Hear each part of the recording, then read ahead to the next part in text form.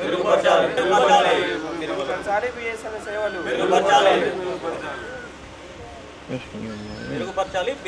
సేవలు ప్రజలకు అందుబాటు తేవాలి బిఎస్ఎన్ఎల్ సేవలను ప్రజలకు అందుబాటులో తేవాలి బిఎస్ఎన్ఎల్ సేవలను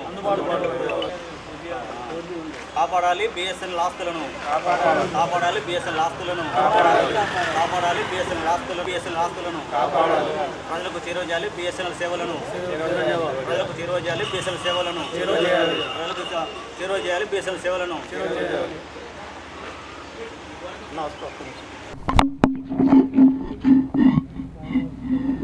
ఇవాళ ప్రపంచ టెలికాం రంగంలోనే బిఎస్ఎన్ఎల్ అనేటువంటిది ఒక సముచితమైనటువంటి ఒక గౌరవమైన స్థానం.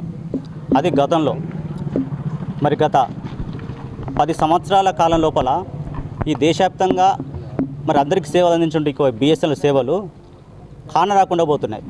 చాలా దౌర్భాగ్యం దురదృష్టకరమైన విషయం.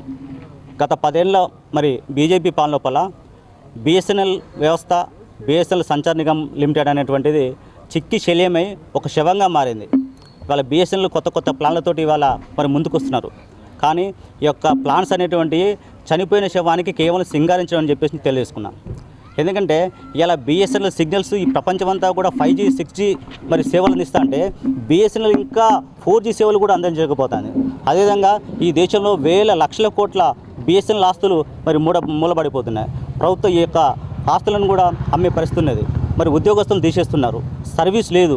ఏ విధంగా చూసినా కూడా ఈ బిఎస్ఎన్ఎల్ సేవలు అనేటువంటి ఈ ప్రజలకు చేరువ కాకుండా ఇంకా దూరంగా పోతున్నాయి. దీనికి అంతటి కూడా ప్రభుత్వ వైఫల్యం కారణమని చెప్పేసి ఇలా మహబూబాబాద్ పట్టణంలో మేము నిరసన వ్యక్తం చేస్తున్నాం. మిత్రులారా, ఇవాళ ఒక పోర్టబిలిటీ అనే ఒక విషయం పెట్టారు.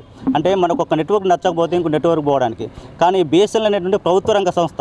ఈ యొక్క ప్రభుత్వ రంగ సంస్థ మీద ప్రతి పౌరుని కూడా హక్కు ఉంటుంది. ఇవాళ బిఎస్ఎన్ఎల్ నేను 20 సంవత్సరాల నుంచి బిఎస్ఎన్ఎల్ వాడుతున్నా. ఇది దాటి నేను ఇంకొక ఆడిపోవాలంటే నాకు మనసు ఒప్పదు. ఎందుకంటే ప్రభుత్వ రంగ సంస్థ, అది మన బాధ్యత, మనం ఉంచుకోవాలి. కానీ ఉంచుకుంటే సేవలు లేవు, ఆ సిగ్నల్స్ రావు. చాలా ఇబ్బందికరమైన విషయం. పెద్ద బిల్డింగ్లు వెనక టవర్ చూడండి, 5-6 అంతస్తుల బిల్డింగ్ కావచ్చు, 5-6 తాడి చెట్ల టవర్స్, అంటే ఏ యొక్క కంపెనీ కూడా లేవు. కానీ ఇవాళ ఈ బిఎస్ఎన్ఎల్ వ్యవస్థను సర్వనాశనం చేస్తుంటే ఈ ప్రభుత్వము ప్రైవేట్ కంపెనీలు దీన్ని ఆసరాగా చేసుకొని కొన్ని వేల కోట్లు, అంటే 47,000 కోట్లకు పైగా మరి సంవత్సరం మరి ప్రజల నుంచి మరి పిప్పి చేస్తున్నారు. అంటే ప్రజలను దోపిడీ చేస్తున్నారు. దీనికి అంతటి కూడా కారణం ఈ యొక్క సెంట్రల్లో ఉన్నటువంటి బీజేపీ ప్రభుత్వం.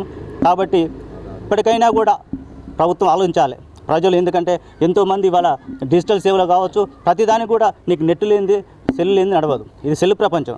కాబట్టి ఈ యొక్క వేల కోట్లు దోచుకున్నటువంటి ఈ యొక్క ప్రైవేటు పెత్తందారి వ్యవస్థను నాశనం చేసి బొందబెట్టి ఇవాళ ఈ ప్రభుత్వ భూములను కావచ్చు, ప్రభుత్వ సంబంధించినటువంటి ఆస్తులను, బిఎస్ఎన్ఎల్ సేవలను కూడా మరి అందరూ కూడా చేరువలో తీసుకోవాలని చెప్పేసి మేము కోరుకుంటున్నాం.